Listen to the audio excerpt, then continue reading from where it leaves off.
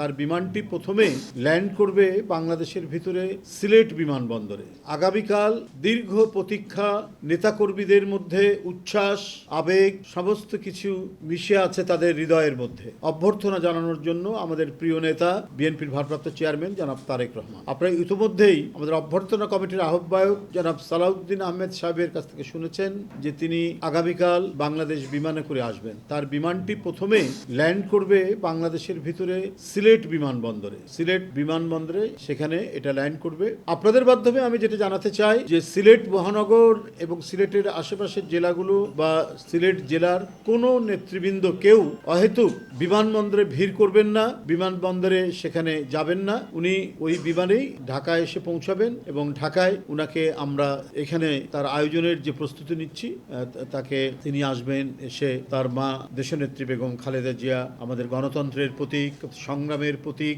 এদেশের এক মহান জাতীয় নেতা, তিনি আজ জীবন সন্ধিক্ষণে, জীবন সংকটে এভারকেয়ার হাসপাতালে রয়েছেন। তাকে দেখার জন্য তিনি আসবেন। দেখতে যাওয়ার পথে তিনি দেশবাসীর উদ্দেশ্যে শুভেচ্ছা ধন্যবাদ জানাবেন। তো সেই ক্ষেত্রে আমার মূল বক্তব্য হচ্ছে যে সিলেটের কোনো নেতৃবৃন্দ কর্মীরা সিলেট বিমানবন্দরে সেখানে উপস্থিত হবেন না এবং অহেতুক সেখানে ভিড় করবেন না।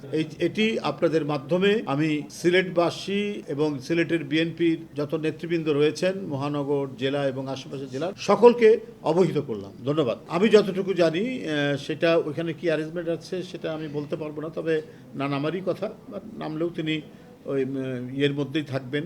আমি ওই বিষয়টা এখনো জানি না ওখানে নামবেন কি নামবেন না, তবে সেখানে আমাদের নেতাকর্মীরা কেউ ভিড় করবেন, যাবে না। তাদেরকে অনুরোধ করবো তারা সবাই ঢাকায় চলে আসতে, ওখানে কেউ যাবেন না। এটা আমি নির্দেশক্রমে জানাচ্ছি আর কি। এটা অবশ্যই যেন তারা সেই জিনিসটা যথাযথভাবে এই নির্দেশটা তারা মান্য করেন, মেনে চলেন। Well done, side by side, fridge.